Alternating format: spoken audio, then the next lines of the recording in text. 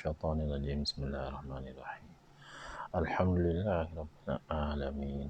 Arrahmanirrahim. Maliki yaumiddin. Iyyaka na'budu wa iyyaka nasta'in. Shiratal mustaqim.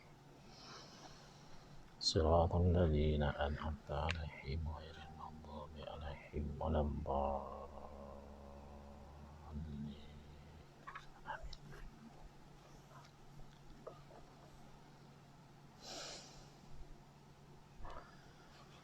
Assalamualaikum warahmatullahi wabarakatuh. Bismillahirrahmanirrahim. Alhamdulillahirabbil alamin wa afdhalus salati wa atammut taslim ala sayidina Muhammadin wa ala alihi wa sahbihi ajmain. Rabbi shrah li sadri wa yassir li amri wahlul 'uqdatam min lisani yafqahu qawli. Subhanaka la ilma lana illa ma 'allamtana innaka antal alimul hakim. Allahumma akhrijna min zulumatil wahmi wa akrimna binuril fahmi waftah alaina bima'rifatil ilmi wa sahhil akhlaqana bil hilm waj'alna mimman yastami'una al-qawla fayattabi'una ahsanah. Allahumma ati nufusana taqwaha wa zakkiha anta khairu man zakkaha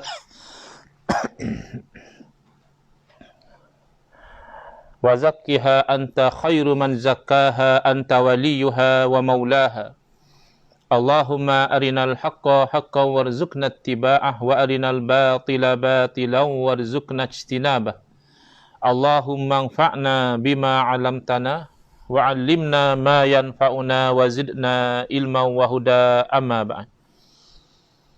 Alhamdulillah, muslimin muslimat yang mengikuti siri kuliah secara online melalui FB Live dan NGO Ahlus Sunnah wal Jamaah Research Group atau dikenali sebagai ARG, iaitu siri menghuraikan kitab Aqidah Ahli Sunnah wal Jamaah, penjelasan sifat 20 yang disusun oleh guru saya Al-Fadhil Kiai Muhammad Idrus Ramli hafizahullah wa nafa'ana bihi wa bi'ulumihi fid daraini amin.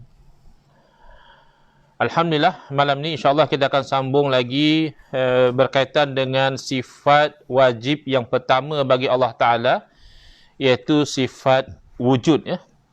Yang kita telah sebutkan dalam kuliah-kuliah yang lalu, wajib yang dimaksudkan di sini bukan wajib syar'i, iaitu buat dapat pahala, kalau tak buat berdosa, bukan. Tetapi wajib akli, iaitu sesuatu yang tidak dapat diterima oleh akal bahawa ianya tidak ada. Akal tidak boleh terima. Bermakna akal tidak boleh terima bahawa Allah tu tidak wujud. Akal mengatakan Allah mesti wujud. Maka kalau dalil akli itu, dia sebab akal ini dia melihat kepada sesuatu daripada sudut yang berbeza. Namun insya-Allah, ya, kalau akal itu digunakan dengan cara yang betul, akal yang sihat, dia akan membawa kepada natijah yang sama. Jadi kalau kita ditanya apa dari segi sudut akalnya, apa yang menunjukkan pada wujudnya Allah Ta'ala, dalam kitab ini dicadangkan 5 cara untuk melihat kewujudan Allah Ta'ala menggunakan akal, ya? Tapi natijahnya sama. Sebab sebagaimana yang saya sebutkan semalam, sangat keliru, ya, orang yang membantah kepada golongan Asy'ariyah dengan mengatakan, kamu kenapa dalam bab fiqh kamu bermazhab Syafi'i, tetapi di dalam bab akidah kamu bermazhab atau mengikut manhaj Asy'ari. Kenapa tidak bermazhab Syafi'i, tidak berakidah Syafi'i di dalam perkara tauhid, perkara keyakinan? Jadi persoalan kita adalah, Adakah akidah Imam Syafi'i rahimahullah ta'ala berbeza dengan akidah Imam Abu Hasan Asy'ari? Jawapannya tidak. Akidah-akidah yang sama, cuma pendekatan di dalam terangkan akidah ini berbeza kerana berbeza tuntutan zaman. Sebagaimana yang kita tahu, tuntutan zaman di masa Al-Imam Abu Hasan Asy'ari ketika itu fitnah golongan Mu'tazilah sangat berleluasa, banyak menggunakan konsep logik akal dengan cara yang menyanggah wahyu, dengan cara yang membawa kepada kebatilan, maka tak dapat tidak penekanan yang diberikan oleh Al-Imam Abu Hasan Al-Asy'ari rahimahullah ta'ala dan ulama-ulama Asy'ariyah mendepani cabaran semasa itu adalah dengan menekankan kepada aspek akli, nak beritahu kepada golongan Mu'tazilah hatta akal membenarkan apa yang didatangkan oleh wahyu, dan hatta akal tidak akan membawa kepada penyelewengan-penyelewengan yang tergelincir ke dalamnya golongan Mu'tazilah. Demikianlah misalnya di zaman kita sekarang, mungkin kita kena terangkan juga bahawa sebenarnya apa yang ditunjukkan oleh akal itu, itulah yang dinyatakan oleh wahyu. Kerana sekarang cabaran kita, ada segolongan umat Islam memberi gambaran seolah-olah kalau kita belajar akidah sifat 20 atau sifat 50 ini, kita mengenepikan wahyu. Kita ini mengataskan akal, kita ini terpengaruh dengan ilmu falsafah, kita ini terlibat dengan ilmu kalam yang haram, maka kita telah mengenepikan wahyu. Jadi kita kena buktikan bahawa akidah kita, akidah tanzih, mensucikan Allah Subhanahu Wa Taala daripada sebarang bentuk kekurangan, mensucikan Allah Taala daripada menyerupai makhluk, itu bukan sahaja ditunjukkan oleh dalil akli, tetapi juga itulah yang ditunjukkan oleh dalil naqli. Bermakna yang kita imani ini juga asasnya adalah Quran dan sunnah Nabi sallallahu alaihi wasallam. Jadi kembali kepada memahami wujud Allah Taala daripada sudut akal, dan ini audiensnya lebih luas. Bila kita bercakap tentang wujud Allah Ta'ala daripada sudut naqal, daripada sudut Quran dan hadis, jelas itu audiensnya adalah orang-orang yang beriman.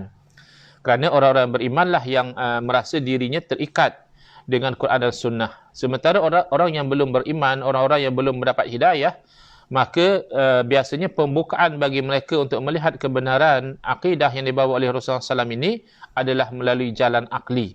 Jadi yang pertama daripada jalan akli yang kita telah sebutkan semalam adalah daripada sudut bahawa setiap perkara, peristiwa yang berlaku di alam ini berlangsung ada perkara yang sebelumnya. Maknanya sebelumnya itu tidak ada. Kemudian baru ada. Apa sahajalah ya, misalnya kelahiran kita sendiri ke dunia pun asalnya tidak ada, kemudian ada. Kemudian tumbesaran kita itu pun asalnya tidak ada, kemudian ada. Sebab kita sebenarnya kalau kita perhatikan setiap detik setiap detik sebenarnya kita merupakan makhluk yang baru, cuma perubahan itu perlahan di mata kita menyebabkan kita tidak perasan. Misalnya sekarang ni yang saudara-saudari yang lihat di ruangan live ini adalah imej Ustaz Engku sekarang. Tetapi tak nampak beza pun dengan imej Ustaz Engku semalam, kurang lebih saja, atau dengan imej Ustaz Engku pada satu Ramadan yang lalu, kurang lebih macam ini. Tetapi kalau saudara-saudari melihat misalnya imej Ustaz Engku 5 tahun yang lepas, apatah lagi kalau 10 tahun yang lepas, apatah lagi kalau 30 tahun yang lalu, misalnya baru-baru ni saya ada upkan cutting, ada orang kawan ambil semula gambar masa kami form 5, gambar beramai-ramai dalam kelas biologi masa tu. Jadi bila dapat pada kawan tu terlintas untuk saya just sengajalah upkan dalam Facebook, yang mana satu Ustaz Engku salah. Kerana apa? Kerana berbeza. Jadi dahulu saya yang seperti ini tidak wujud.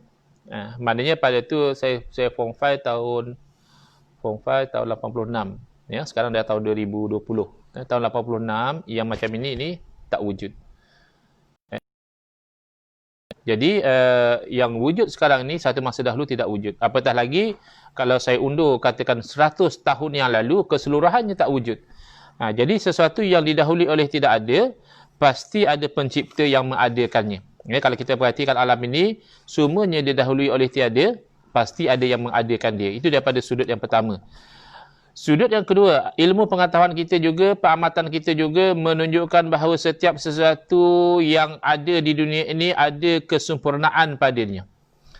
Dan ada sekali-sekala berlaku yang tidak sempurna. Sedangkan yang tidak sempurna itu tentulah tidak mahu ianya tidak sempurna. Contohnya, kalau kita lihat kepada diri manusia ni ada kesempurnaan daripada sistem badannya, daripada kulitnya, daripada dagingnya, daripada tulangnya, daripada sistem pernafasannya, daripada sistem pencernaannya, sempurna.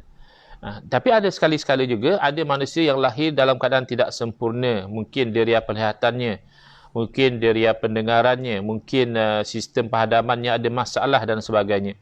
Padahal kita pasti dan yakin bahawa yang tak sempurna ini, kalau diberi pilihan, pasti dia berada dalam keadaan tidak sempurna.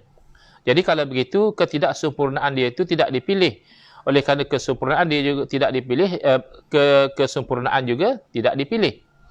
Jadi jelas ya bahawa apa sahaja yang ada dalam dunia ini dalam bentuk kesempurnaan, dan apa yang sekali-sekala berlaku dalam bentuk yang tidak sempurna itu pasti ada yang menentukannya. Kemudian kita lihat pula daripada sudut yang ketiga, iaitu seolah-olahnya kehidupan kita di dunia ini ada dalam satu bentuk pertolongan. Ada satu bentuk pengisian yang mengisi keperluan.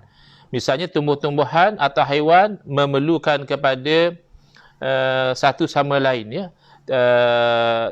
Tumbuh-tumbuhan misalnya subur dengan baja. Baja datang daripada mana? Daripada najis haiwan. Dan haiwan tu nak subur, nak sihat, nak jadi besar, nak jadi hidup, itu datang makan daripada tumbuh-tumbuhan. Kemudian tumbuh-tumbuhan ada yang berhajat kepada tumbuhan yang lain. Kemudian binatang juga ada berhajat kepada binatang yang lain. Bahkan saya sebutkan semalam, walaupun kita nampak seperti misalnya kasihan kepada rusa kerana dimakan oleh harimau ataupun oleh singa. Kalau kita tengok National Geographic, kita lihat cerita-cerita tentang binatang, kadang kita rasa kasihan ya unta pula rusa dimakan oleh singa. Tetapi kalau kita lihat daripada sudut hikmah, mujurlah ada singa yang seolah-olahnya mengawal bilangan rusa, yang mana kalau tidak semua rusa hidup tanpa dimakan oleh singa, boleh jadi supply makanan yang diperlukan oleh rusa menjadi tidak mencukupi dan menyebabkan satu keadaan yang tidak seimbang. Jadi setiap ada keperluan, di sana ada pengisian. Jadi ini seolah-olahnya ada di sana pertolongan yang dikatakan inayatullah, pertolongan daripada Allah Subhanahu Wa Taala. Jadi kita melihat ada di sana kuasa yang memberikan keseimbangan ini. Kemudian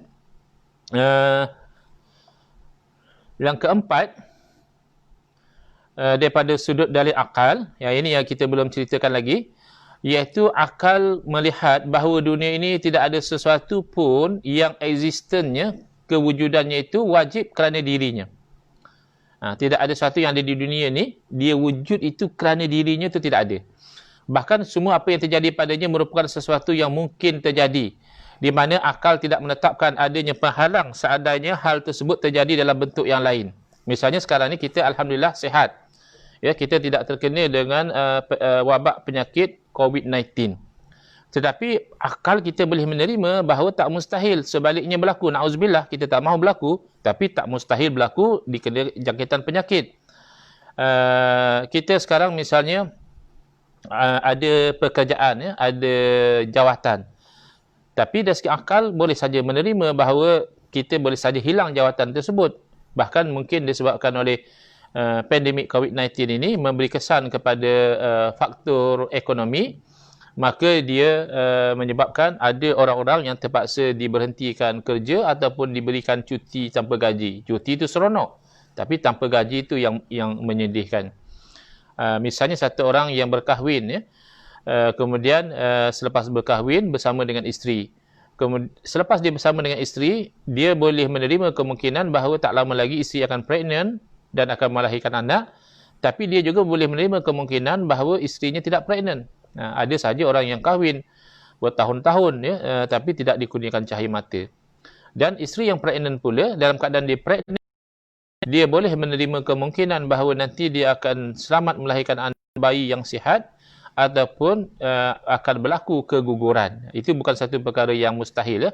Ada orang pregnant tapi tak sampai sempat dia melahirkan anak, keguguran. Jadi kemungkinan-kemungkinan yang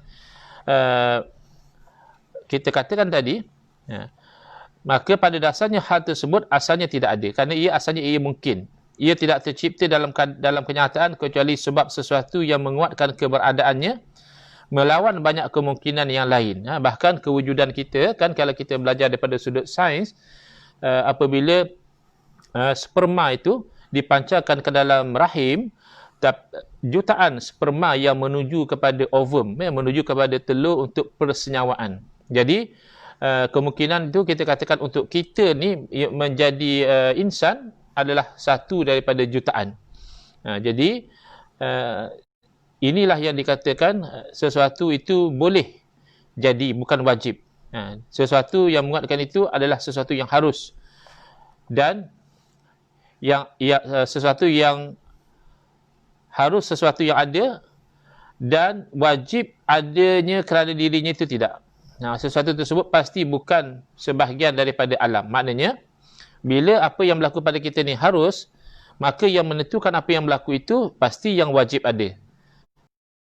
Itu mesti bukan sebahagian daripada alam, kerana kalau yang menentukan ada anak atau tak ada anak, yang menentukan sakit atau sihat, yang menentukan tinggi atau rendah, yang menentukan hitam atau putih, yang menentukan cantik atau hodoh, kalau dia juga sebahagian daripada alam, bermakna dia juga ada kemungkinan. Yang mungkin macam itu tidak akan menentukan. Pasti yang menentukan yang antara dua itu adalah yang dianya adalah wajib kerana dirinya. Sesuatu yang demikian pasti bukan sebahagian daripada alam, kerana alam dan seluruh isinya merupakan sesuatu yang keberadaannya bersifat mungkin sahaja. Alam ni semuanya tidak mesti, tidak wajib, menurut akal tidak mesti ada. Dalil seperti ini disebutkan dengan dalil kemungkinan dalam terciptanya alam. Kalau contoh yang lebih mudah difahami, ini selalunya disebut di dalam kitab-kitab lama, cuma mungkin olahannya itu olahan yang very dry, sangat-sangat mendata macam itu saja. Tapi kalau kita bayangkan dengan contoh yang lebih lively, kita boleh lihat kemungkinan yang akan berlaku pada satu neraca, satu dacing yang sama seimbang. Dahulu kan hatta sampai sekarang ada parti-parti politik yang bergabung yang menggunakan lambang dacing. Satu masa dahulu ini alat yang digunakan untuk menimbang. Jadi dacing ini dia ada dua bilah, kalau bahasa Arab dia kata kafatain, kafatain apa dia? Dua bilah dulang, dua buah dulang yang bila dacing itu macam itu, dia ada dua buah dulang. Dan mana dulang itu sama seimbang. Itu namanya mungkin. Dia the two possibilities dia sama seimbang. Jadi melihat kepada alam ini, alam daripada sudut wujud tak wujudnya itu, dia adalah seolah-olahnya dacing yang sama seimbang. Kalau kita ambil contoh tadilah, contoh satu orang yang berkahwin, kemudian dia bersama dengan isteri dia, maka kewujudan anak bagi pasangannya, dia boleh jadi pasangan yang berkahwin ini akan punya anak, berat sebelah ada, ataupun satu masa memang tidak punya anak pun sampai bila-bila, berat sebelah tidak ada. Padahal asalnya dia seimbang. Jadi daripada sudut itulah kita katakan bahawa wujud atau tak wujudnya alam ini menjadi bukti wujudnya Allah Ta'ala. Jadi setengah orang mungkin dia tak berapa jelas di situ. Okey, kata dia, kalau wujudnya alam ini menjadi dalil wujudnya Allah Ta'ala, itu saya mudah nak faham. Macam kita katalah, sesimpel reban ayam pun itu menjadi dalil ada orang yang bina reban ayam. Tak akan jadi dengan sendiri. Tak lagi secanggih sebuah istana, sebuah banglo yang moden. Kewujudan banglo itu sendiri menjadi dalil wujudnya orang yang membina banglo tersebut. Tetapi kalau tak wujud, macam mana boleh menjadi dalil kewujudan Allah? Jadi itulah kita terangkan.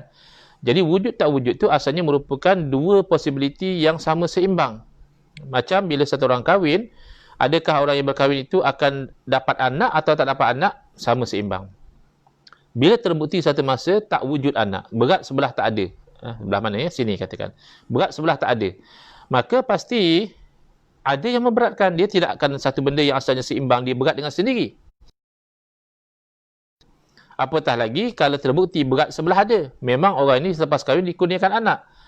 Jadi sesuatu yang sama seimbang, dia tidak akan berat dengan sendiri. Itu yang menunjukkan bahawa kemungkinan itu menunjukkan kepada ada yang menentukan salah satu daripada dua kemungkinan, itulah Allah. Dalil seperti ini disebut dengan dalil kemungkinan tercipta. Cuma dia lihat daripada sudut yang berbeza. Yang kelima, manusia adalah makhluk yang paling sempurna di dunia ini menurut apa yang kita amati. Kalau kita perhatikan, yang paling sempurna makhluk yang hidup ini adalah manusia. Kalau monyet ada kekurangannya, kalau lembu ada kekurangannya, kalau buaya ada kekurangannya, ya, kalau lipas ada kekurangannya. Tapi kalau manusia ni kita lihat berada dalam satu bentuk yang sempurna, lebih-lebih lagi daripada sudut akalnya. Dengan akal manusia ni, manusia berada pada posisi yang lebih hebat daripada gajah, walaupun gajah lebih besar, lebih hebat daripada kuda, walaupun kuda lebih kuat, lebih hebat daripada cheetah, walaupun cheetah lebih laju, dan sebagainya. Maka walaupun manusia ni begitu, sudah pasti manusia tidak menciptakan dirinya sendiri. Sehebat-hebat manusia dengan akalnya buat komputer, internet, macam-macam lah. Kadang kita tengok, kita kagum teknologi yang manusia reka ni. Dulu ada teknologi drone, kemudian ada teknologi AI, kemudian macam-macam lah, sehingga kan dengan satu alat dia sudah boleh cam muka kita, dia dah boleh ambil data-data dan sebagainya. Canggih. Tapi sehebat macam itu pun, manusia tidak sampai menciptakan dirinya sendiri. Dan bahkan tidak juga diciptakan oleh dua orang tuanya. Bukan ibu bapa kita yang menciptakan kita. Walaupun ibu bapa kita saintis yang hebat sekalipun, ayah kita saintis, ibu kita saintis, tidak sampai kedua ibu. Jadi apa sahaja yang standardnya di bawah manusia, pasti tidak dapat menciptakan manusia. Maknanya manusia yang hebat ini pun tidak boleh cipta manusia. Takkan lembu yang cipta manusia? Takkan kucing yang cipta manusia? Takkan semut yang cipta manusia? Takkan batu yang cipta manusia? Takkanlah pokok yang cipta manusia? Itu logiknya begitu. Kalau sehebat manusia ni pun tidak mampu mencipta dirinya sendiri, ataupun tidak mampu diciptakan oleh dua ibu bapanya, kalau tak, ibu bapa akan cipta anak-anak yang comel, anak-anak yang bijak, anak-anak yang taat, anak-anak yang kadang-kadang tu kalau kita fikirkan, anak-anak yang tak berak kencing lah. Kan masalah ibu bapa yang muda ni, the young parents ni, nak handle bila anak dia buang air waktu malam, kadang macam kena ada understanding, siapa yang nak kena tukar pampers, anak menangis tak selesa, ada najis dalam pampers dia.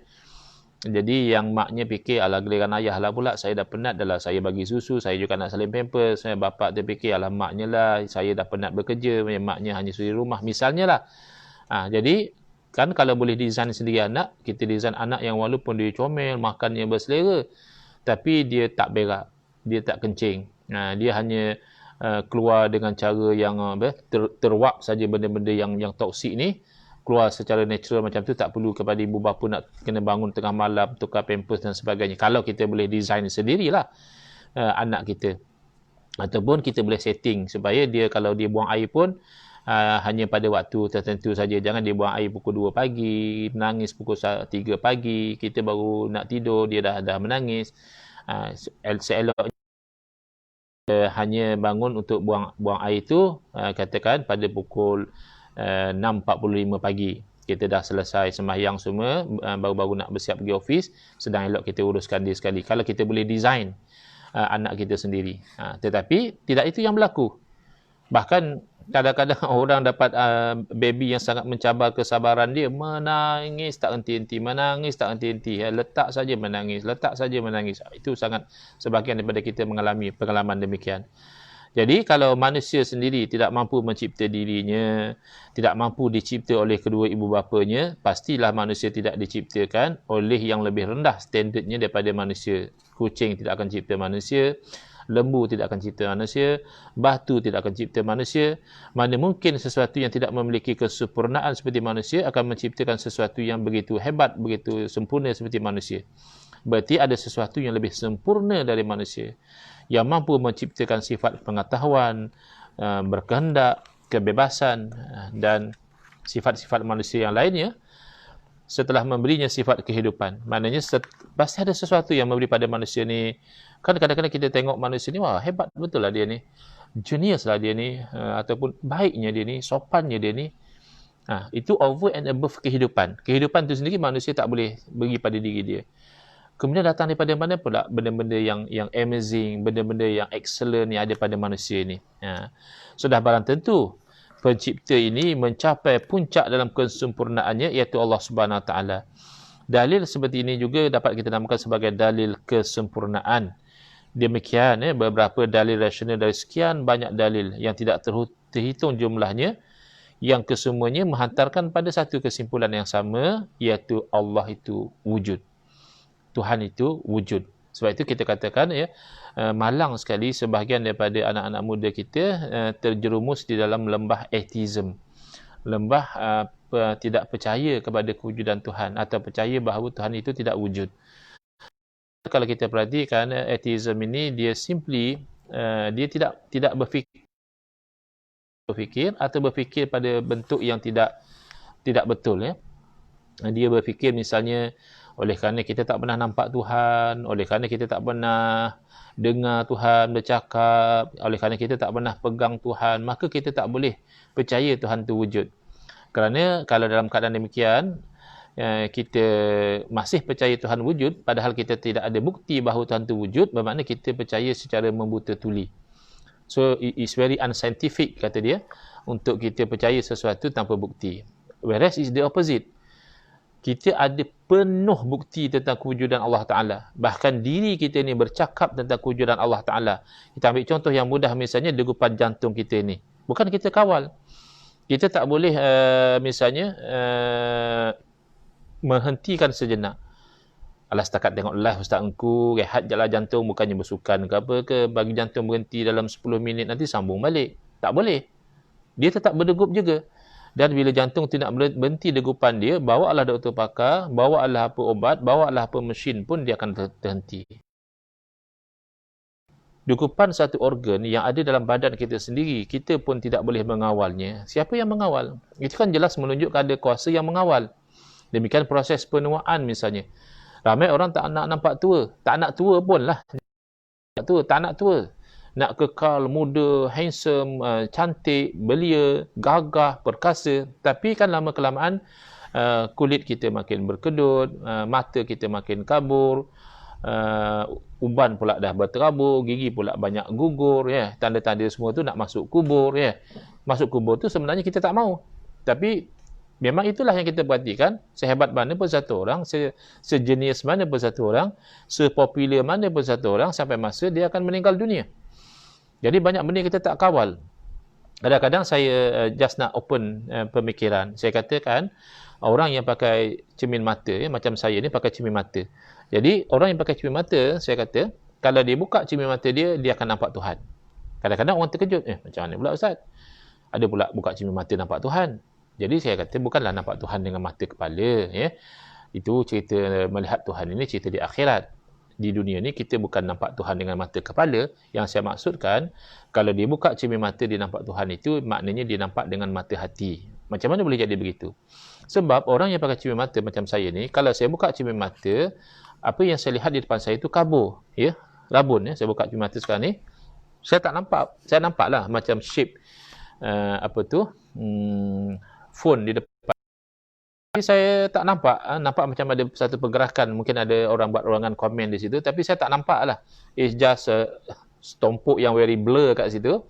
Saya tak nampak, memang saya tak nampak tulisan tu. Okay, theoretically, untuk saya nampak sharp, saya hanya cuma perlu memastikan otot-otot saya, mata saya itu adjust supaya pantulan arca daripada depan saya ni, dia jatuh betul-betul sharp di atas skrin mata saya. Macam projektor lah kan. Projektor kalau kita adjust betul-betul kan dia sharp. Tapi kalau kita adjust tak betul, dia akan jadi blur. Kenapa? Kerana cahaya itu jatuh terlampau ke depan atau dia jatuh terlampau ke belakang. Dia sepatutnya jatuh just nice on the screen. So kita akan dapat a very sharp image. Jadi sekarang ni, secara teori, apa yang saya perlu buat, hanyalah saya kawal otot-otot mata saya supaya cahaya itu just nice jatuh dekat retina yang dipanggil sebagai skrin layar mata kita ni, retina kalau tak silap saya. Jadi saya cuba. Tapi saya gagal. Saya tak nampak. Jadi takkan macam tu saya tak nampak Tuhan lagi. Apa maksudnya? Maksudnya mata saya sendiri pun saya tidak boleh kawal mengikut selera saya. Kalau ikut selera saya nak walaupun saya tak pakai cermin mata, saya boleh nampak dengan sharp. Tapi kenapa saya tak boleh? Padahal itu mata saya, bukan mata orang lain. Bermakna mata saya bukan dalam kawalan saya. Kalau begitu, siapa yang mengawal? Jadi sebab itu kita kata, seluruh alam ini, bahkan seluruh diri kita bercakap tentang kewujudan Allah. Cuma orang etis dia tidak menggunakan akal dia secara betul. Dia merasakan dia very scientific. Oleh kerana tak nampak Allah, maka Allah tak wujud. Bukan semua benda yang kita tak nampak tak wujud. Kita tak nampak angin, tapi angin wujud. Lihat di sini ni, kan? Bergerak-gerak apa tu daun ni. Tadi ialah bergerak, saya pegang ya. Tapi kalau saya tak pegang pun dia bergerak-gerak. Maka saya tahu ada angin. Angin kipas lah. Walaupun saya tak nampak angin. Tapi saya tahu angin ada. Buktinya daun ni walaupun daun plastik, tapi dia bergerak-gerak, ditiup oleh angin. Mikroorganism kita tak boleh nampak, tapi kita tahu mikroorganism tu wujud, dan kita boleh nampak kalau kita gunakan alat yang betul. Mungkin kita gunakan mikroskop yang betul-betul cukup power dia, kita boleh nampak mikroorganism. Bahkan sekarang kenapa semua orang kelam kabut dengan PKP, hari ni barulah ada PKPB bersyarat boleh keluar. Ramai rupanya orang keluar dah macam tak ada PKP pula. Kita tengok kenapa? Sebab katanya ada coronavirus. Tak nampak pun coronavirus. Kenapa kamu begitu yakin tentang coronavirus ni? Kamu tak nampak pun. Okay, what's the point? The point is, tak semestinya benda yang kita tak nampak tu tak wujud. Gelombang radio misalnya. Wujud radio? Tak nampak. Siapa antara kita yang sedang memahati melihat gelombang radio? Tak nampak. Tapi gelombang radio tu wujud. Buktinya kalau kita ada radio, dan kita pasang radio kita, radio tak rosak, ada power, dan kita setting dia punya station dia, kita akan dengar bunyi-bunyian dalam bentuk lagu, dalam bentuk ceramah, dalam bentuk berita, dalam bentuk muzik dan sebagainya. Jadi maknanya dapat kita detect, tapi kena guna dengan alat yang betul lah, iaitu radio tadi. Kalau kita cuba nak kesan kewujudan gelombang radio dengan mata kasar kita, jelas kita tak dapat lihat. Jadi demikianlah kewujudan Allah Ta'ala. Itu bukan kita lihat dengan mikroskop, bukan kita lihat atau kita dengar dengan radio, tetapi kita lihat dengan mata hati. Kita lihat dengan akal yang sihat. Sama ada kita katakan ilmu yaqin, kita katakan ainul yaqin, kita katakan haqqul yaqin dan sebagainya. Yang penting kita melihat itu dengan mata kepala, tapi kita melihat dengan mata hati. Sekejap ya.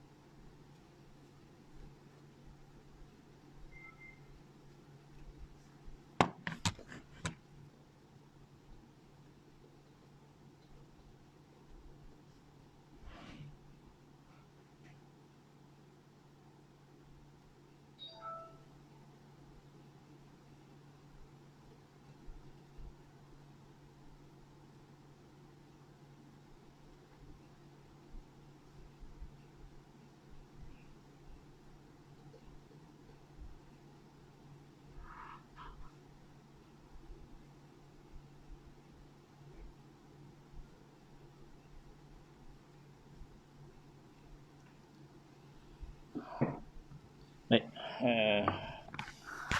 Mohon maaf. Kita sambung lagi. Bismillah, alhamdulillah. Wassalatu wassalamu ala rasulillah. Amma ba'd. Baik. Kembali kepada apa yang kita katakan tadi. Sebenarnya kewujudan Allah Subhanahu Taala itu jelas bagi orang yang terbuka mata hati dia.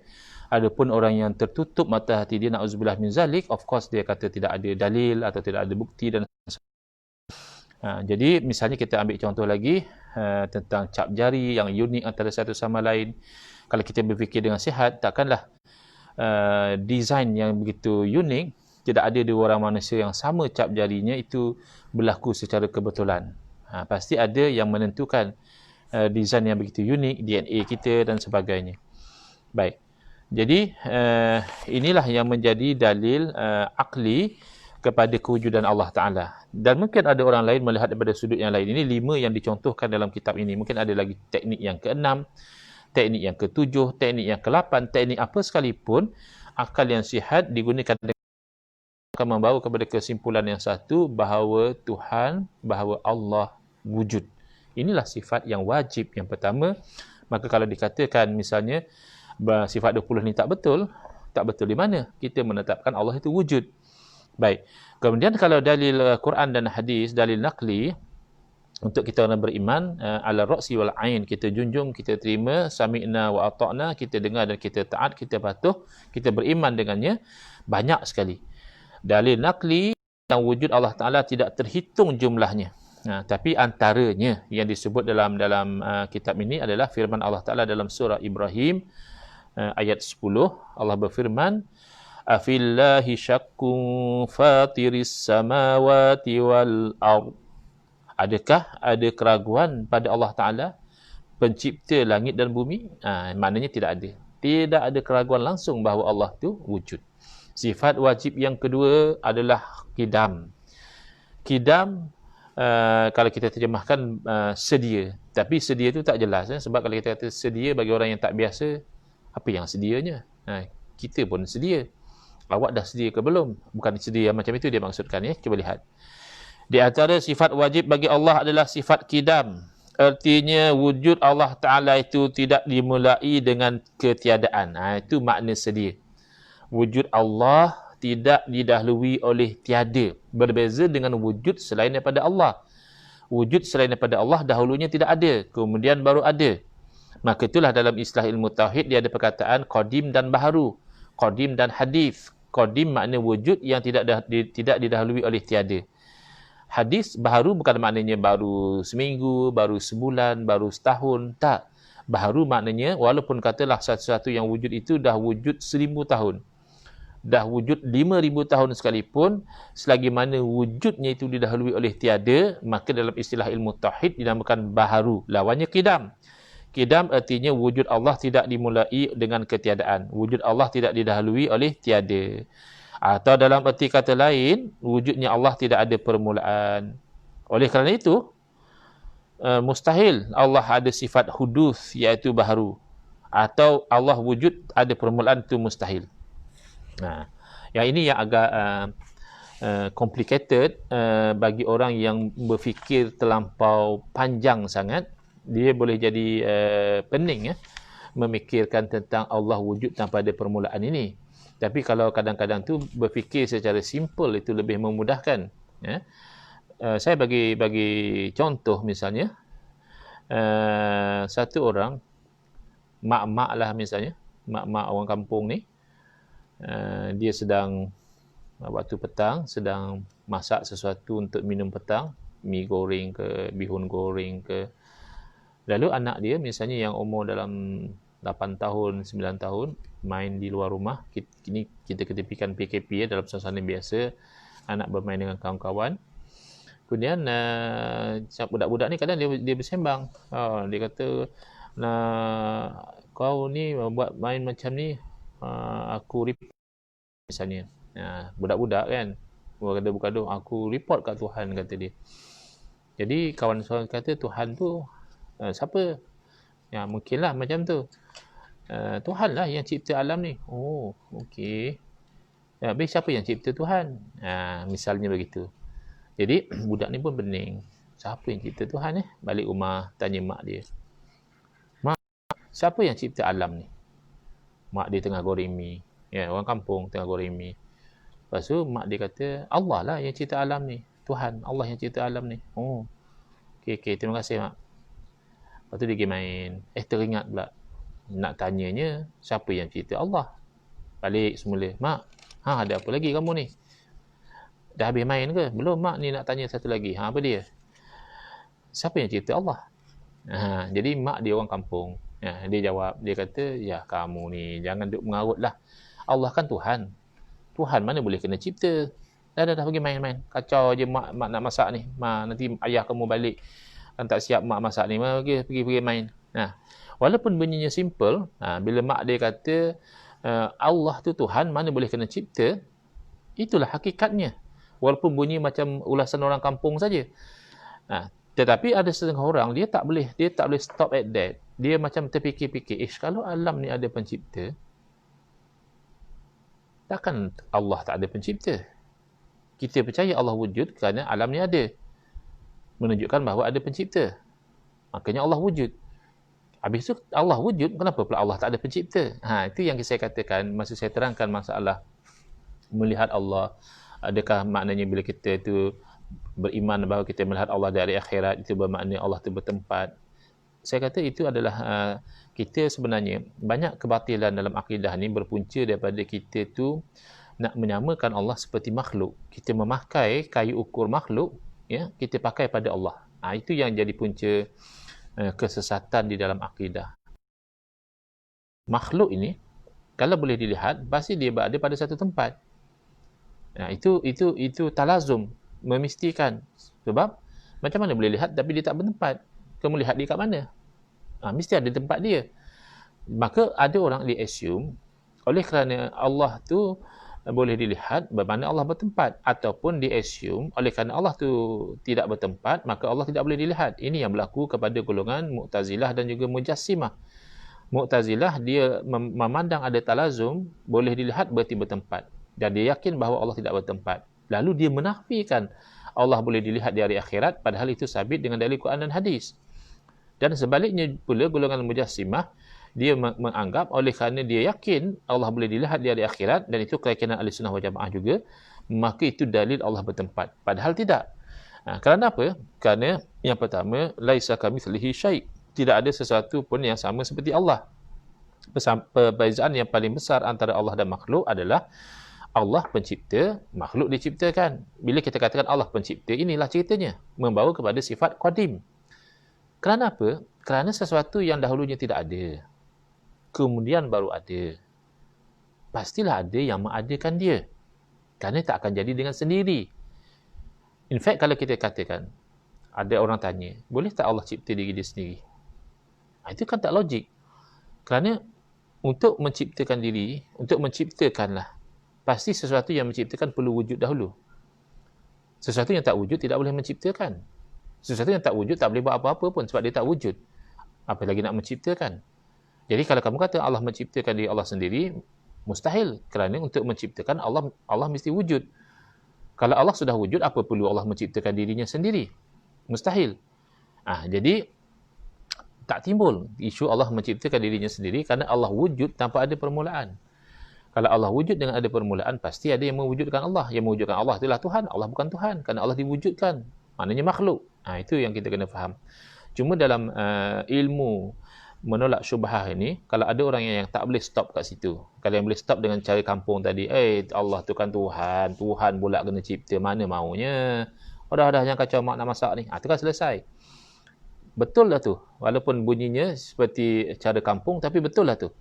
Tapi ada orang tak boleh, sehingga kan macam-macam teori kata dia, asalnya Tuhan tak wujud kata dia, tapi manusia ni bergetar. Bila manusia bergetar dengan getaran yang baik, terjadilah Tuhan kata dia. If we produce good vibration, then we produce God. If we produce bad vibration, then we produce syaitan. Ini teori yang macam mana ni? Kita percaya kita dicipta oleh Tuhan.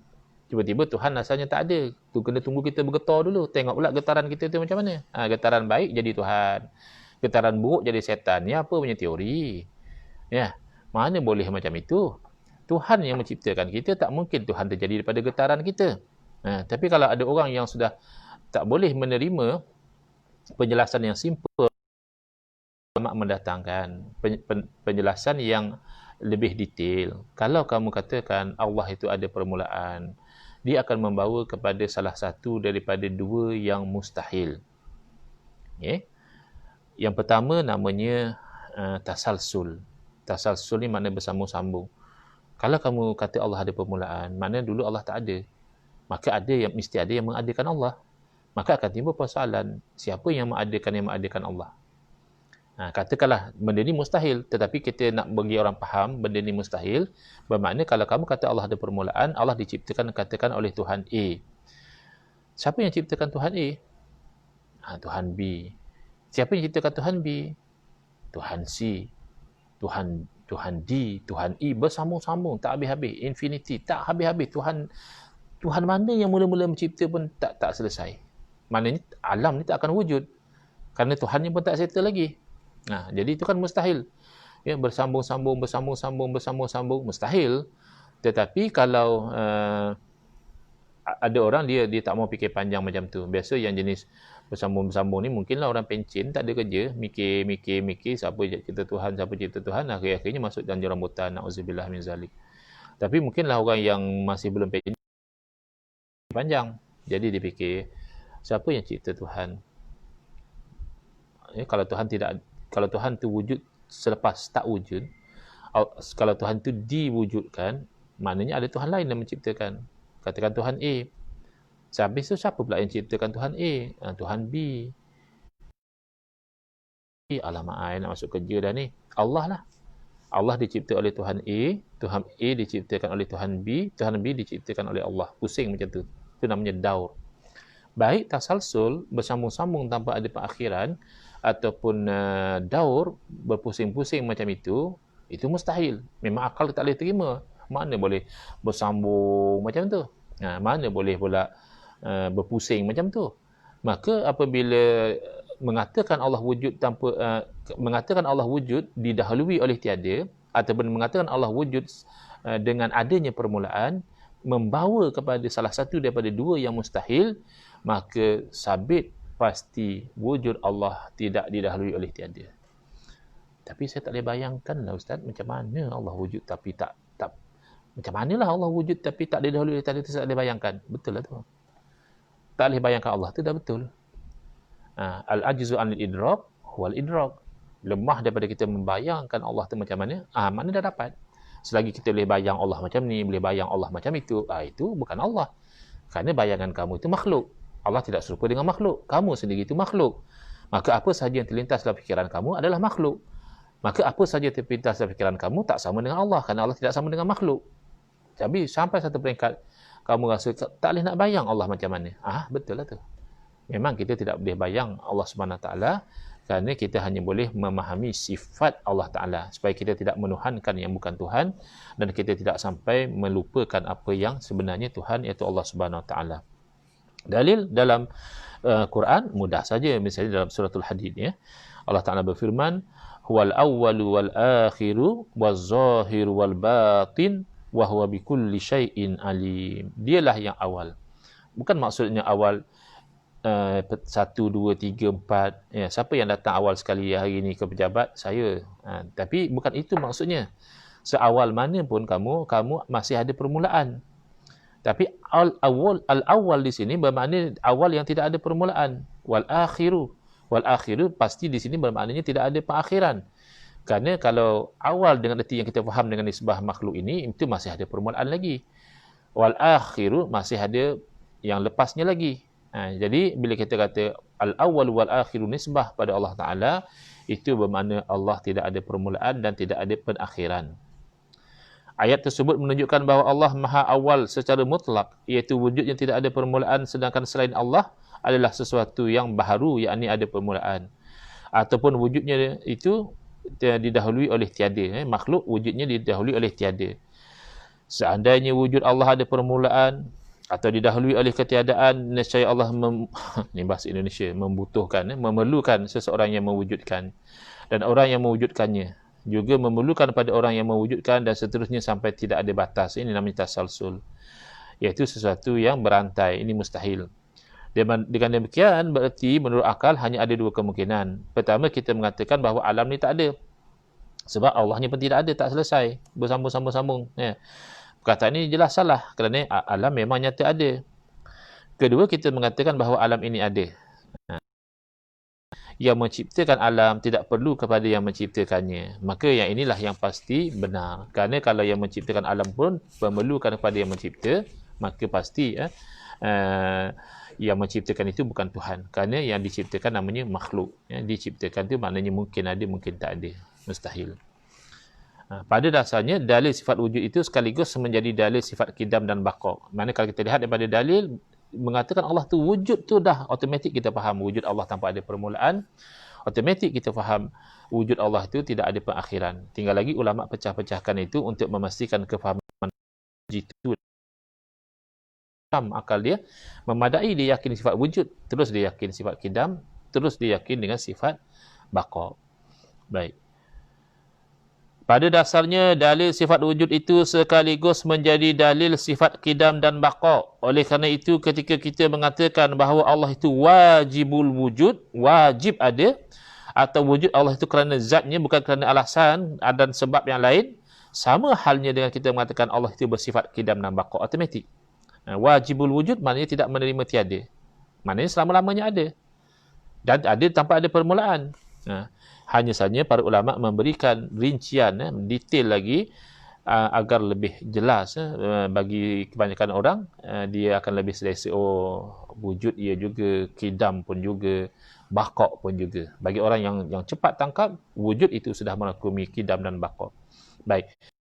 Besok insya-Allah, minta maaf ya, baru first time nak sebut malam ni, syubhat Wahabi tentang istilah qidam. Maaf ya, kawan-kawan yang allergic dengan istilah Wahabi ni, seingat saya lah ya, untuk kuliah kita malam ni, ni baru first time nak sebut Wahabi.